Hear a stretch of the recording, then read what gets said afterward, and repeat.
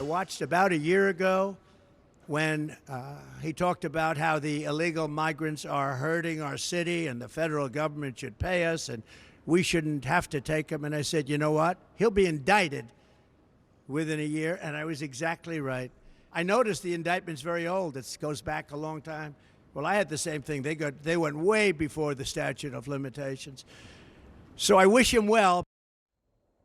Donald Trump claimed his legal troubles were a result of a political vendetta, and that sentiment echoed by another politician at the center of their own legal battle. CNN's John Miller has more. The ridiculous and baseless indictment of me by the Biden administration's weaponized Department of Injustice will go down as among the most horrific abuses of power in the history of our country. It's one of President-elect Donald Trump's most common refrains. They weaponized the Justice Department. Every one of those cases was involved with the DOJ. Repeated claims, without any evidence, that the multiple criminal cases against him, even the ones brought by state prosecutors, were ordered by the Biden White House. The Justice Department has consistently denied the baseless claim.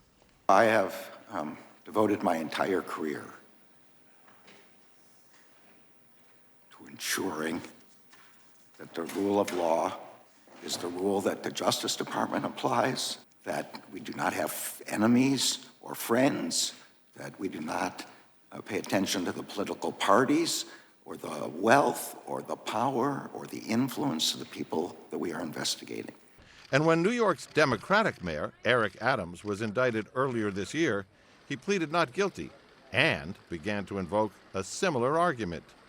I always knew that if I stood my ground for all of you, that I would be a target, and a target I became. Adams has been indicted on 5 federal charges related to bribery, wire fraud, conspiracy, and soliciting campaign contributions from foreign nationals.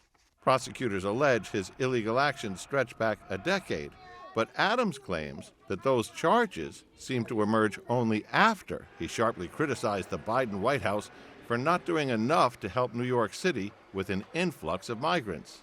The president and the White House has failed New York City on this issue.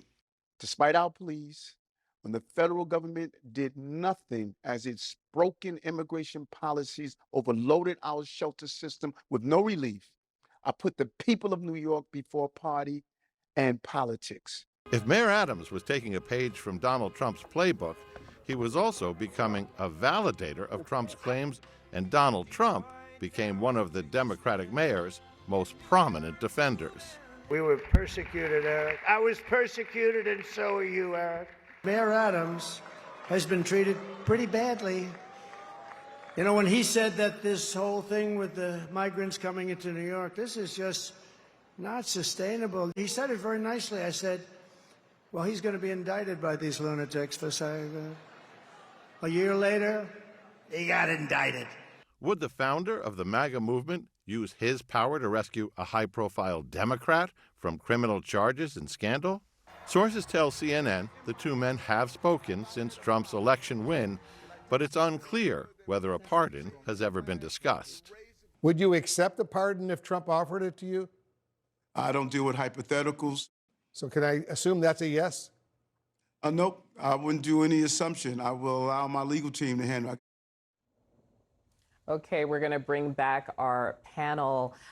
First, I want to start with you, Errol, because I think that there was probably no more consequential sort of political dialogue than the Republican governors sending migrants to Democratic cities, and then a leader like Eric Adams really going at the Democratic White House about that. What do you see in this relationship between Adams and Trump? Well, a lot of things are going on there, Audie. One thing you should never lose sight of is that for a New York City-based developer like Donald Trump, it never hurts to have an alliance with the mayor of New York. So there's some of that as a possibility there. The idea that Trump is using Eric Adams's legal problems to validate his own false claims about being targeted politically, it worked well for him during the campaign. Whether or not it's going to result in something as sweeping as a pardon or some other kind of relief remains to be seen. The reality is the case has gone pretty far. They just had hearings the other day and a trial date has already been set for Eric Adams. So it would take a very substantial intervention. I mean, the grand jury issued the indictment. The prosecutors have exchanged a lot of information with the defense team. They've gone before the judge a couple of times, and again, a trial date has been set. It would really be quite extraordinary if at this point the new president would step in and halt that process. But of course, that remains to be seen. Now, speaking of pardons, Trump hasn't ruled out pardoning Joe Biden's son, Hunter.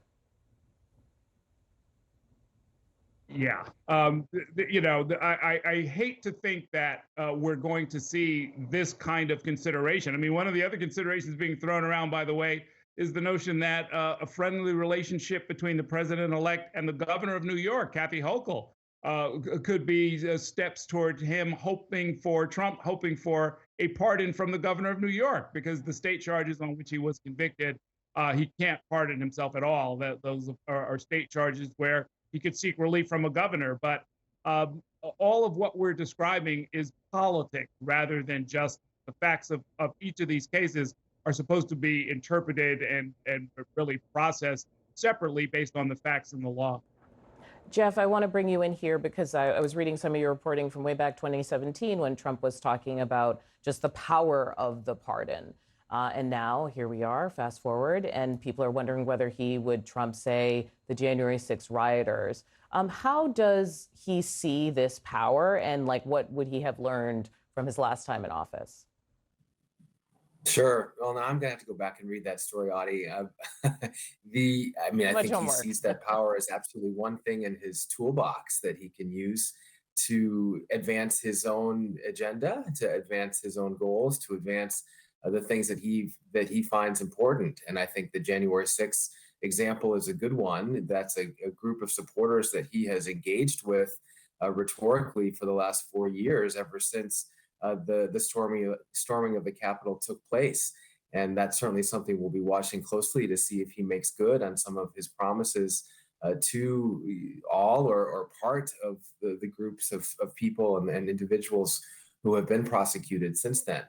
I thought the fact that you raised the possibility of a pardon of Hunter Biden is fascinating, and fascinating in part because I've had a conversation with at least one conservative who thought that was something that the president-elect not only would consider, but would likely do. And I thought that was really interesting that there might potentially be support among some conservatives for the incoming president to do something against an individual who many conservatives and MAGA supporters have targeted over the last several years, of course, that being Biden's son.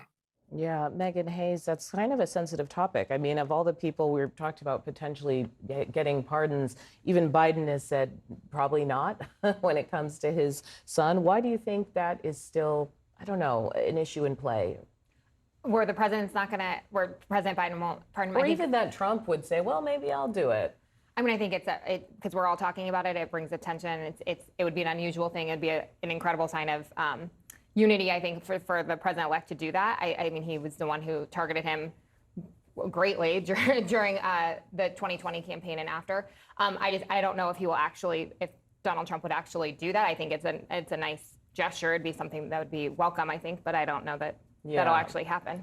Erin Perini, how does Trump see the power of pardons? Because obviously he was very frustrated in his first term with all the investigations that were happening.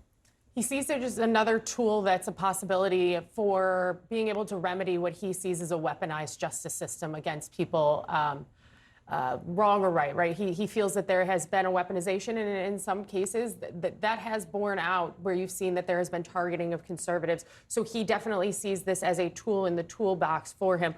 However, I think the one question we're not addressing right now is who's Joe Biden going to be pardoning? Because you're looking at the very tail end of his administration right now. Normally, these are things that do happen at the tail end.